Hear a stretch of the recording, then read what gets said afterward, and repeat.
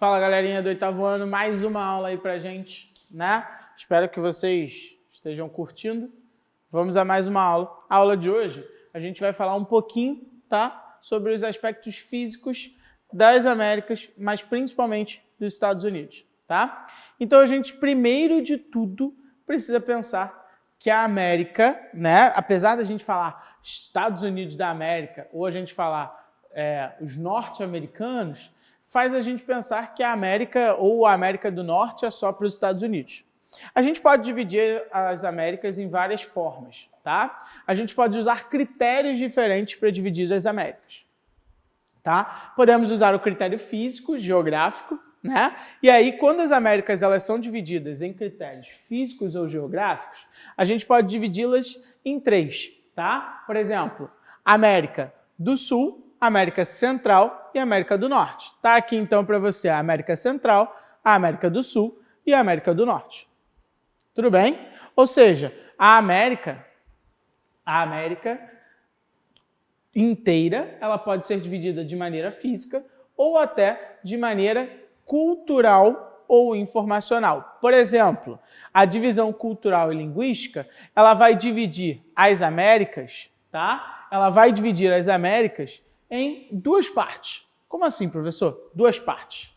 Bom, ela vai dividir em América Latina, que eu acredito que você já tenha ouvido falar. Professor, América Latina é a América Latina. A América Latina vai ser justamente a parte das Américas, tá? Que ela tem origem da língua latina, que seria a língua, vamos dizer assim, falada de origem do latim, e aí a América Latina também é classificada como sendo os países que foram colonizados por portugueses e espanhóis.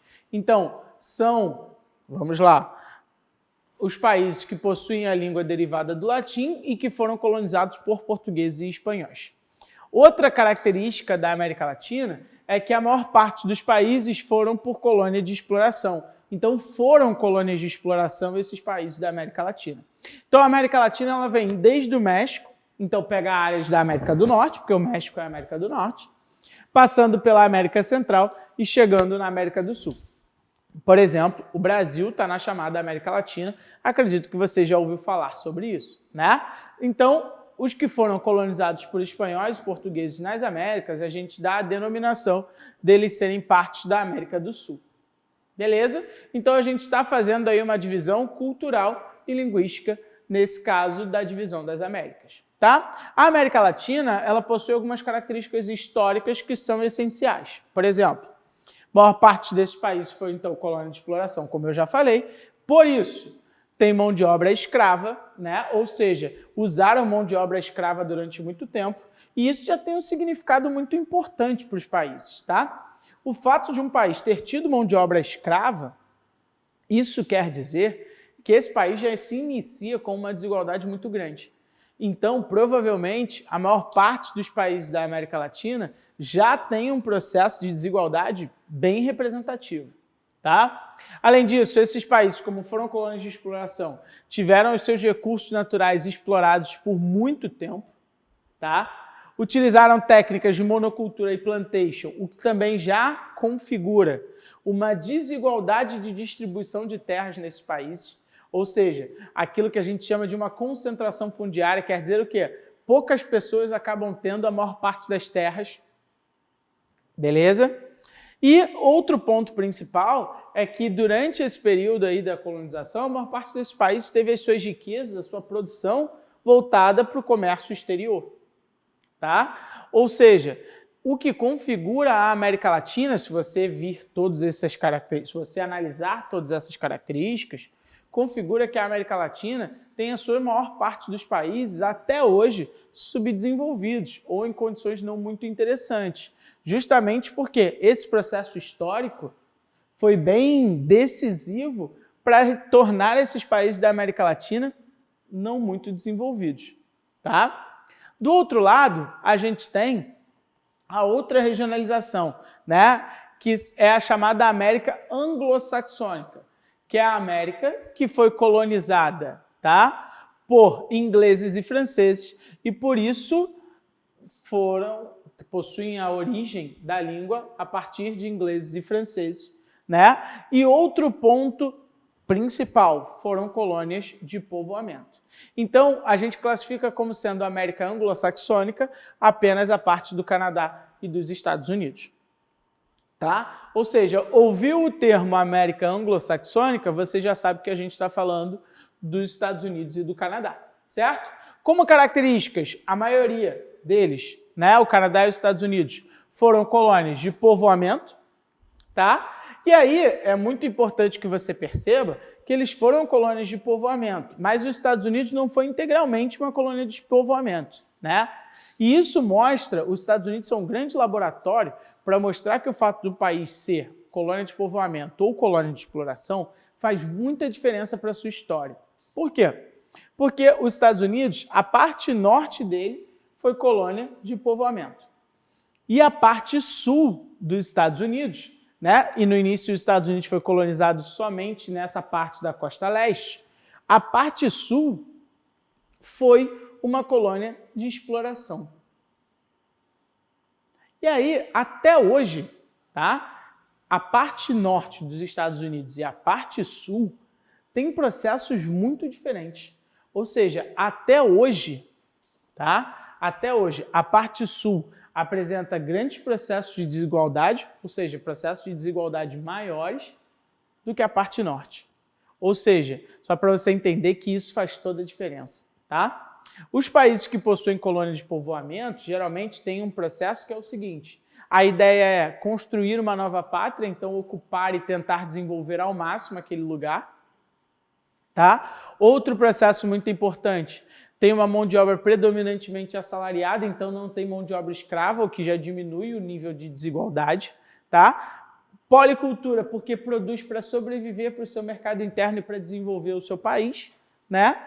Ou seja, isso faz com que países que foram colônias de povoamento tenham um desenvolvimento muito maior. Por isso que quando a gente fala da América anglo-saxônica, o Canadá e os Estados Unidos, o nível de desenvolvimento desses dois países é muito maior. Ok? Só para você entender, então, que a gente pode dividir as Américas dessas maneiras, tá? Outro ponto muito importante que a gente vai ver agora, né, é o seguinte: a gente vai começar a estudar as Américas pela América anglo-saxônica. Mais especificamente, vamos começar a estudar as Américas pelos Estados Unidos. Então, os Estados Unidos é o primeiro país que a gente vai começar a estudar as Américas, né? E depois dele, a gente vai começar a ver os outros, tá? Então, vamos começar efetivamente. Para a gente entender um pouquinho dos Estados Unidos, a gente vai ter que falar sobre os aspectos físicos, ou seja, características físicas, clima, vegetação, relevo, etc., para a gente poder entender como esse país funciona, tá? Então, primeiro, vamos analisar os aspectos físicos, para somente depois a gente poder olhar para os aspectos socioeconômicos e populacionais, ou seja, onde está mais concentrada a população, como é que essa população se desenvolveu, quais são as diferenças, etc, etc. Então, me acompanha aqui para a gente começar a aprender os aspectos físicos dos Estados Unidos, tá? Bom, primeiro de tudo, a gente vai descobrir um pouquinho sobre o relevo dos Estados Unidos, ok? Então, preste atenção no seguinte: os Estados Unidos têm um relevo muito bem definido e muito claro. O que funciona? Você tem a parte leste e a parte oeste. A parte oeste é onde eu ainda tenho encontro de placas tectônicas, ou seja, onde ocorrem ainda movimentos de placas tectônicas convergentes. Então, na parte leste, nessa área aqui que você está vendo, essa área é onde eu tenho as maiores cadeias montanhosas nos Estados Unidos, certo? Você vai ver que essa área, então, é onde ocorrem terremotos, é onde ainda tem vulcanismo, ou seja, esses tipos de atividades nos Estados Unidos. Então, essa área da costa oeste norte-americana é a área onde eu tenho as maiores cadeias montanhosas. Beleza? Então, é a área onde a gente tem o que a gente chama de dobramentos modernos, ou seja, as áreas de maior altitude mais recentes dos Estados Unidos e que tendem a crescer cada vez mais. Beleza? Bom, vamos lá. Na costa leste, eu já não tenho mais encontros de placas tectônicas, eu já não tenho mais esse tectonismo aí que a gente está falando. Beleza? Então, aqui estão altitudes menores. Tá? Então, aqui estão altitudes bem menores, essas altitudes que não são tão representativas nesse sentido. Tá? Porém, o relevo é muito importante, só para você entender, porque nessa região aqui da costa leste estão algumas cadeias montanhosas onde a gente tem a presença de muitas riquezas minerais, como, por exemplo, riquezas que foram essenciais para permitir aos Estados Unidos desenvolverem a segunda revolução industrial. Tá? Por exemplo, aqui você vai encontrar muitas minas de minério de ferro, de carvão, etc., né? Que ficam justamente nessas cadeias montanhosas antigas, né? Que hoje já não são tão grandes, que a gente chama de Apalaches. Beleza? Então, só para você entender o seguinte, os Estados Unidos vivem nas duas costas dois processos diferentes. Na costa oeste, grandes cadeias montanhosas, bem representativas. Na costa leste, cadeias montanhosas de tamanhos menores e mais antigas, né? E na parte central, os Estados Unidos vivem grandes e extensos planaltos e planícies, ou seja, grandes áreas planas nas suas áreas centrais, certo? Então, acaba não sendo tão difícil compreender um pouco do relevo dos Estados Unidos. Na parte oeste, grandes cadeias montanhosas, bem representativas. Na parte leste, cadeias montanhosas mais antigas. E na parte central, grandes e extensas áreas planas, tanto planícies quanto planaltos, principalmente planaltos. Beleza? Bom, a gente também vai precisar observar os aspectos hídricos dos Estados Unidos, ou seja, a hidrografia dos Estados Unidos. Preste atenção no seguinte, os Estados Unidos possuem dois rios principais, tá? Na verdade, um rio principal e o outro são afluentes dele, tá? O rio principal é o rio Mississippi. Tá ele aqui, ó. Você vê que ele corta os Estados Unidos de norte a sul, beleza? Esse rio principal é o cara dos Estados Unidos, né? O grande fornecedor de água e de elementos básicos para os Estados Unidos, também facilita a navegação. Foi muito através do rio Mississippi que os Estados Unidos se deslocou durante o seu processo de colonização para conseguir dominar diversas áreas diferentes do território. Beleza? Bom, então o rio Mississippi é extremamente importante, até também para escoar produções que existam no interior do país. Por quê? Como você vê, ele dá saída aqui para o oceano, para o Golfo do México. Ok? Bom, o outro rio importante são afluentes dele, o rio Mississippi. Então, os Estados Unidos costumam dizer que o Mississippi Missouri, né, que é o afluente dele, se eu usar esses dois rios, eu praticamente consigo atender a quase todo o território americano, certo? Bom, os outros também acabam sendo afluentes do rio Mississippi, como você vai ver.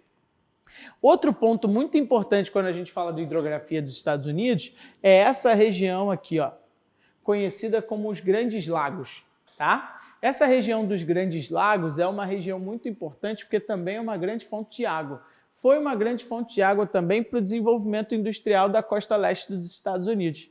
Sem esses grandes lagos, teria sido muito difícil, tá, conseguir ter desenvolvido todo o processo industrial que os Estados Unidos promoveu ao longo da segunda Revolução Industrial, né, que foi essencial, então, a utilização desses recursos hídricos que a gente está vendo ali.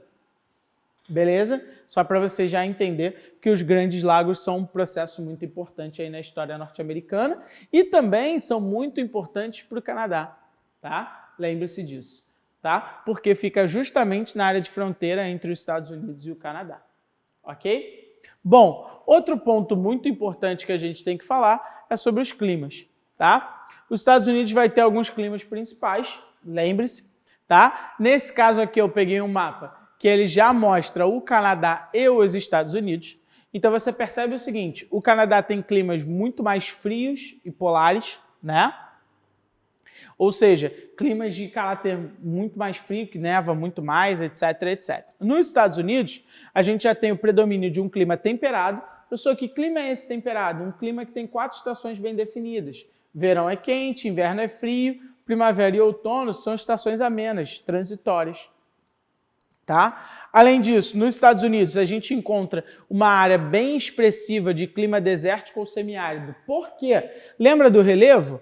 O relevo aqui vai gerar uma barreira orográfica que não vai permitir as passagens das nuvens de umidade que vão vir desse litoral. Então, as nuvens de umidade vêm do litoral, ficam presas no relevo aqui, e quando passarem, já passam praticamente sem umidade.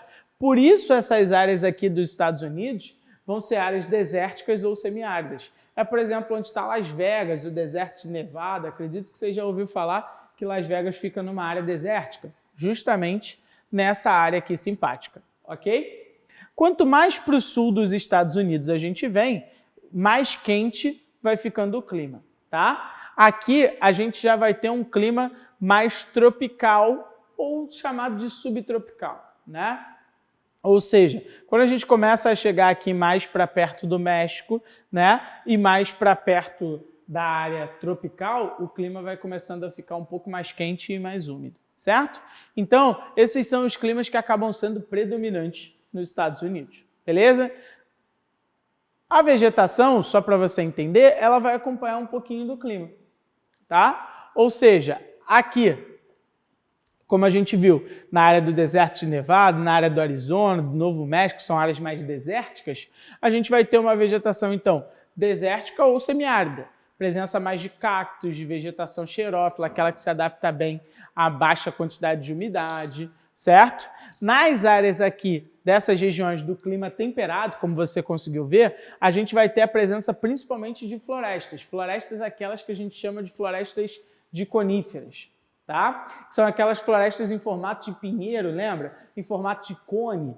E aqui são as florestas temperadas, aquelas um pouco mais densas, aquelas um pouco mais diversificadas, ok?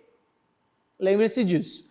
E nessas partes que eram as grandes planícies, é onde a gente vai encontrar vegetação rasteira, ou seja, grama, tá? Principalmente, então, pradarias, que é como a gente dá o nome a essas gramas, tá?